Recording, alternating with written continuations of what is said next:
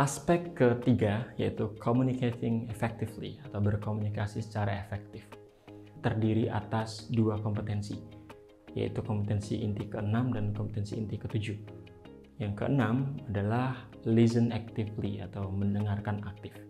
Dan yang ke-7 evokes awareness, bagaimana coach bisa memantik atau membangkitkan kesadaran diri coach.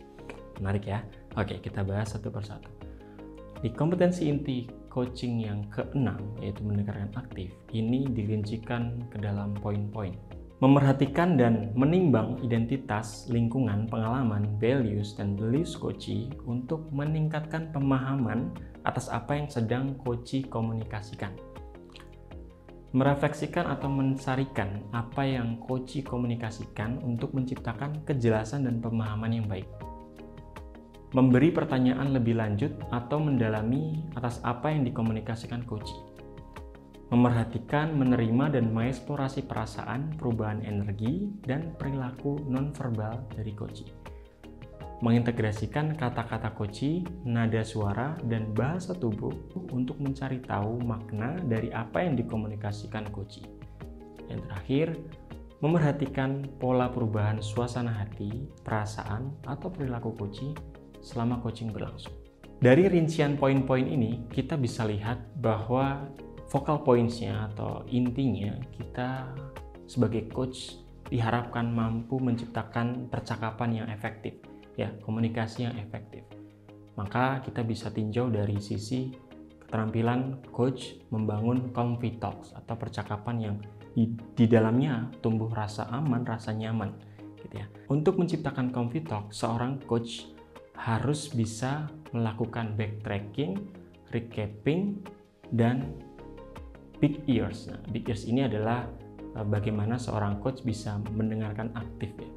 Ada yang bilang global listening atau active listening. Nah, backtracking dan recapping ini sebenarnya tentang teknik.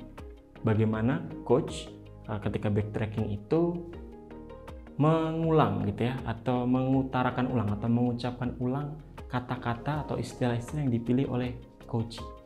Nah, dari sini kita bisa menumbuhkan rasa percaya tadi bahwa si coach ini benar-benar memperhatikan penuh apa yang dikatakan oleh coach, apa yang disampaikan oleh coach, sehingga percakapan menjadi nyaman, merasa diperhatikan, dan akhirnya efektif.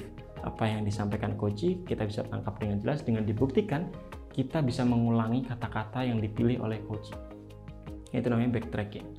Nah, ketika kita sudah mampu backtracking, kita makin menyempurnakannya dengan recapping. Recapping itu sama halnya dengan merangkum atau memparafrase. Apa yang disampaikan oleh coach, kita rangkum ke dalam poin-poin penting yang juga tadi kita sebut selama backtracking. Nah, kemudian kita paraphrase sehingga coach makin paham, coach makin memaknai apa yang benar-benar dia komunikasikan atau apa yang benar-benar dia inginkan untuk disampaikan kepada coach. Nah, dari sini udah kelihatan bahwa substansi dari percakapan itu akan makin efektif lagi, akan makin bermakna ketika coach bisa benar-benar memperhatikan sampai bisa mengulangi kata-katanya, kemudian merangkumnya dan memparafrasekannya dengan tepat. Nah, untuk menyempurnakannya, kita akan lengkapi dengan big ears, yaitu kesadaran diri seorang coach untuk mendengarkan secara global, ya, dari mulai ekspresi, bahasa tubuh, gerak-gerik, perubahan nada suara. Nah, ini harus diperhatikan oleh coach. Nah, dengan begitu kita semakin yakin bahwa isi atau substansi utama dari coaching adalah percakapan yang bermakna.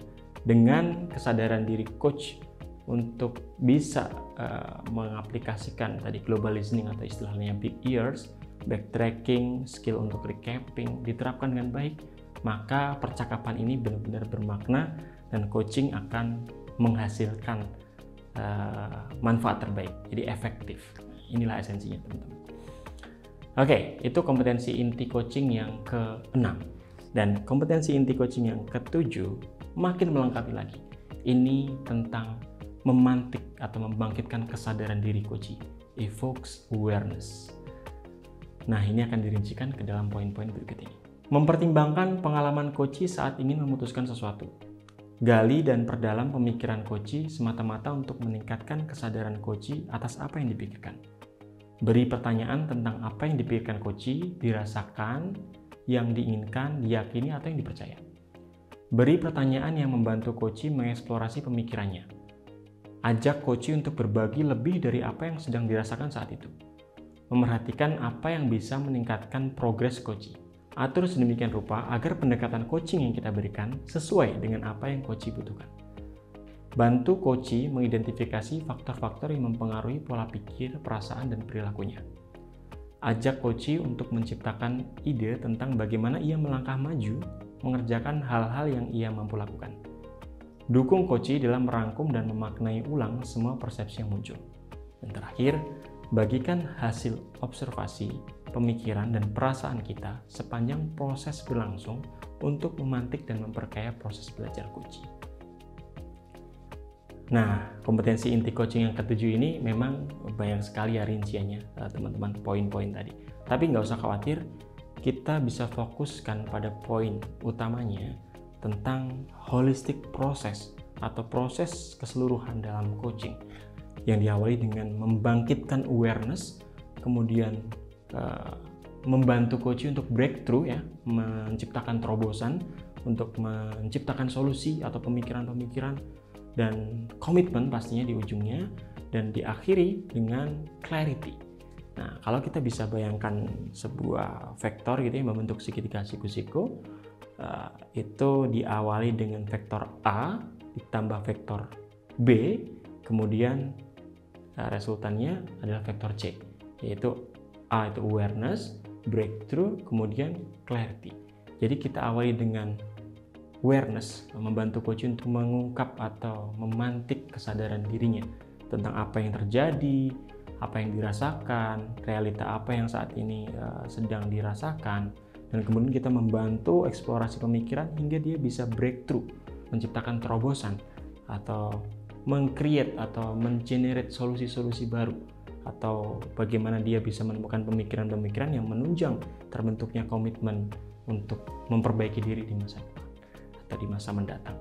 Nah, kemudian diakhiri dengan C atau clarity, kejelasan bahwa coach tahu apa yang dia mau dan dia tahu apa yang akan dia lakukan.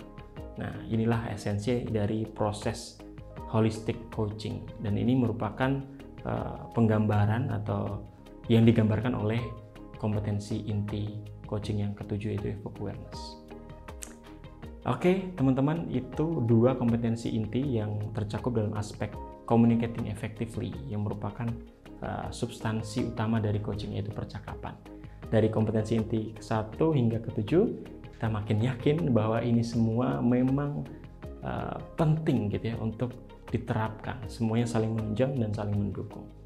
Kita akan lanjut ke kompetensi inti yang terakhir di segmen video berikutnya.